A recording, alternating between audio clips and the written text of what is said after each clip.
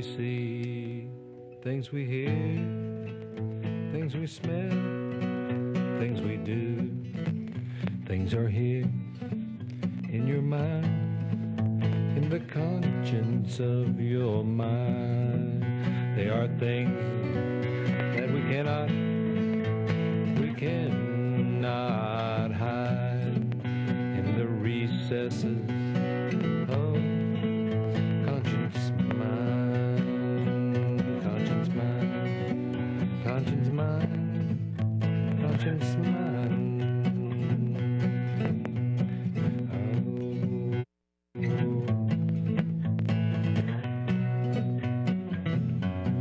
Things as sweet as honey, nectar on the vine.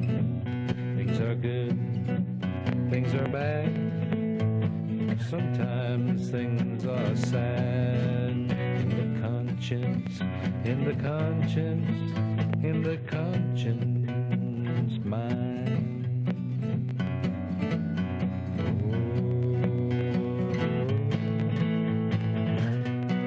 In the conscience mind, there are things we cannot hide.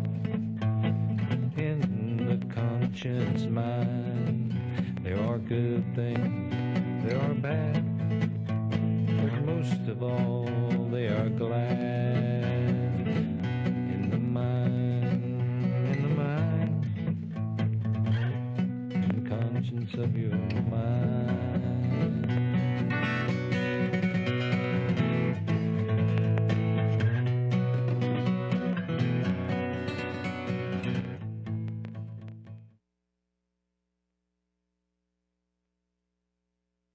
I tend to like the remote, desolate places. I think that's one of the joys of investigating in the Appalachian region is it's so rich with old structures and farmhouses and such that are that take some getting to, and they have a lot of history, but they're not close together. So you really got to track them down and find them, and then find your way in, get permission, of course, and that kind of thing.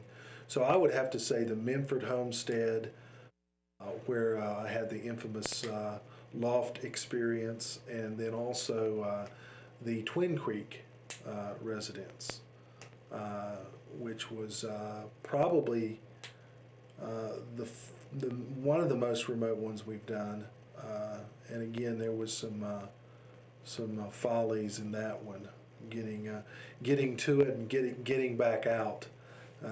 The track in was 1 hour, but the track out was 5 in the dark when we were lost like 4 Actually, times. One of the greatest sources is friends, family members, old timers who live in the region. If you want to know the particular area that's considered kind of spooky or creepy or the classic ghost place. A lot of times grandparents, older folks know of these places, and then you can connect that up with the younger generation and find out where it was at, much like when we did the investigation at Maze 23.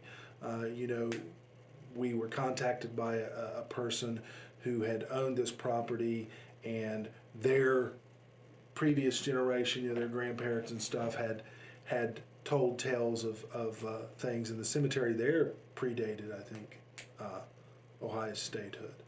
So again, I think just the people in the region are the number one resource, and then I use the Portsmouth Public Library a lot.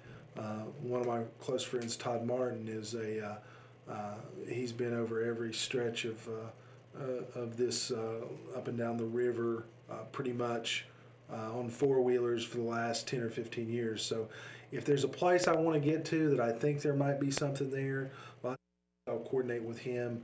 We'll go out, we'll look at it, and then once we get it squared away where it's actually at, then we'll bring the rest of the team in. Chair downstairs in the meeting room. Katie picked up some spikes of 50 and plus on the EMF scale. That was the milligauss. She picked that up several times at one particular point. Anything to add? You're nodding your head? I just- Oh, okay. It's a huge spike. But yeah, it was gigantic. She picked up some spikes in that same area around that chair at other points of the night, and the numbers were higher than normal. But we have decided, a group conclusion is that although some of the interesting readings on our meters can be attributed more than likely to faulty wiring or old wiring, this is a very old building, but the numbers don't lie. Clearly there's at least some spherical formations of energy that are moving throughout the facility. Perhaps taking advantage of the high EMF readings, perhaps the electricity, or what have you. But there's clearly energies here that are moving, that are not electrical in nature, and energies that are manipulating the environment for whatever reason.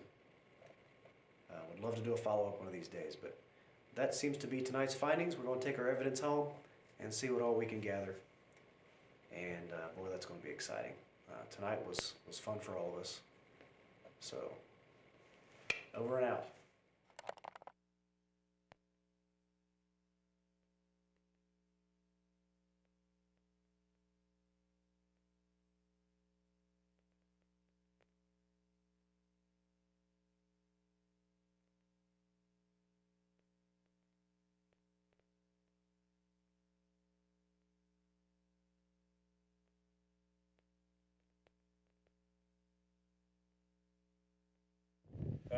Some friends and I were down here just over the hill at a person's house on Halloween night, and it was about 11:30. We decided to leave, so we came up this branch here, turned to left to begin the trip to my house. We got up just over this hill, and I seen these orbs that were hovering over the road, hundreds of them, going back and forth. And as my friend's truck got up to them, they would bounce up and disappear. Hundreds, you say? Hundreds. What did the orbs look like? They were yellowish orange balls with what looked like a lighter flame on the inside. And they would hover back and forth. And as my friend's truck got up onto them, they would bounce up and disappear. Did they all bounce up at the same time, or just depending on how close you got to them? Depending on how close. So some went or others? Yes. And I thought it was me just being tired. I looked over at my friend and I began the sentence, "Is it me or?" And he finished it. He said, "Is there floaty bouncy ball things on the road?" And I said, "You see them too?" And he said, "Yes." It was right about here as we were driving down this particular branch, which is the highest branch of all four. No houses above us, no lights, anything else. I looked on up towards that curve there and seen these, and that's where I began to see the orbs. They were maybe inch to 3 inches up off of the road, hundreds of them going every which way, and as we drove up on them, they would bounce up and disappear. Hundreds. Hundreds of them. They were over the road? They were hovering over the road.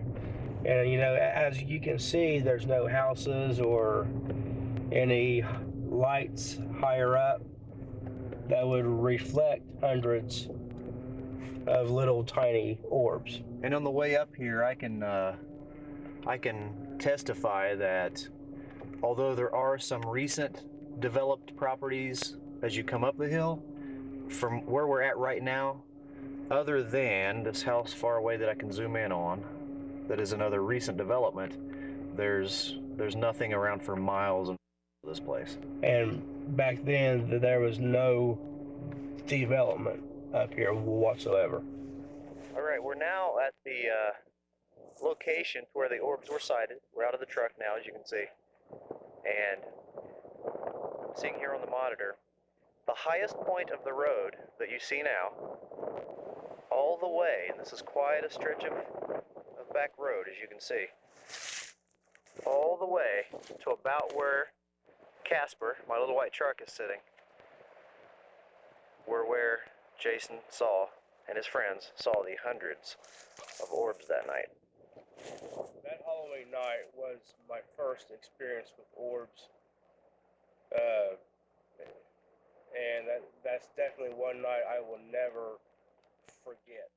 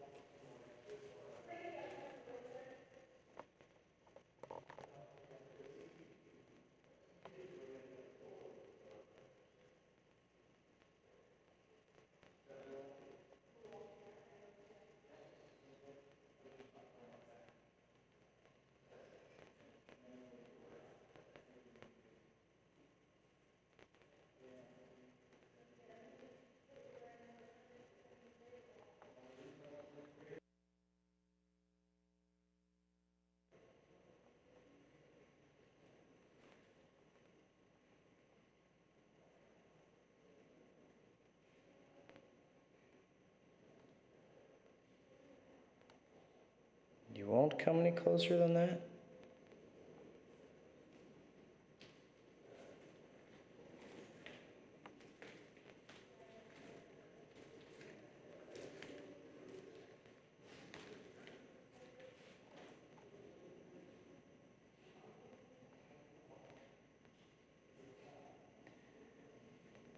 Off.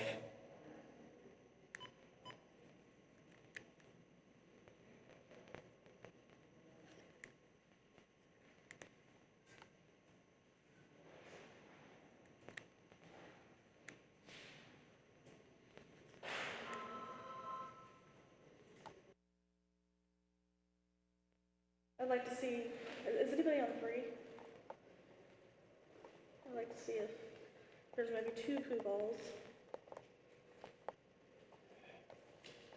Was I hearing a girl talking the other day?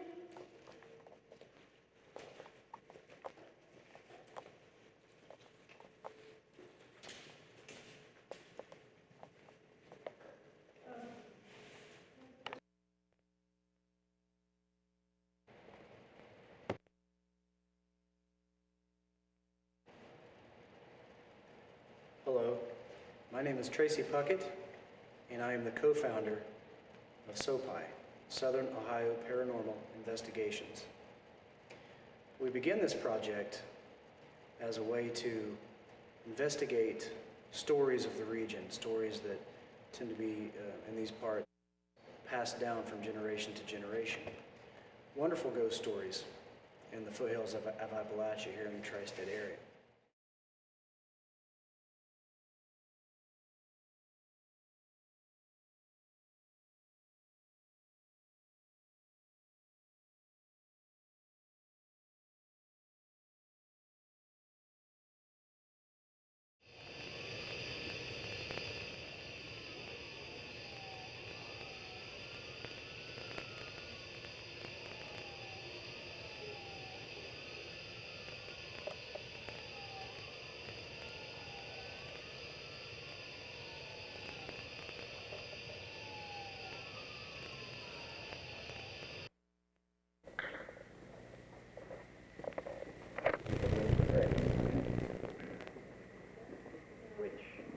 I'm not, so I'm not going up there. Been there once, done that, got the T-shirt. So here's where the... You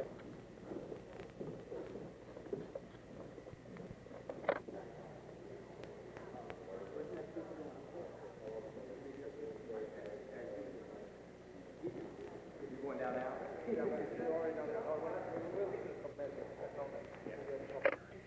Saying that because I'm gonna be coming to you too. Yeah. What days are you there?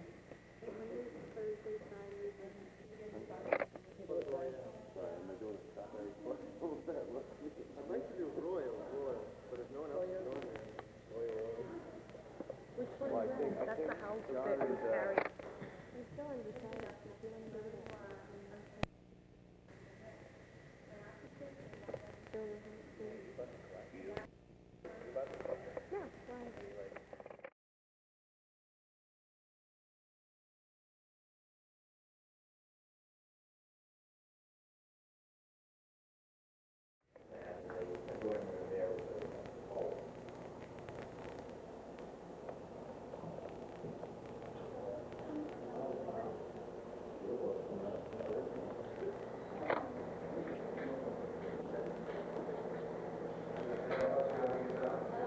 Or the T.P.S, the lithograph, and then the S.O.P.I.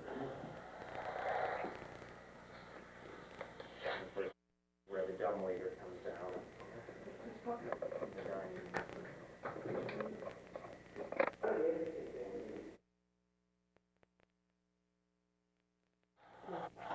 What did you say? Those were, there's a picture of it here somewhere. Yeah, on top of the case there. Right here. Okay, this is the notorious place. This is the original? I came back a second time into this room. The other time, holy shit, real loud. Of course. And we got Patty up here, we got Scott up here, we left it alone, didn't touch it. Because it's a very bad October out here.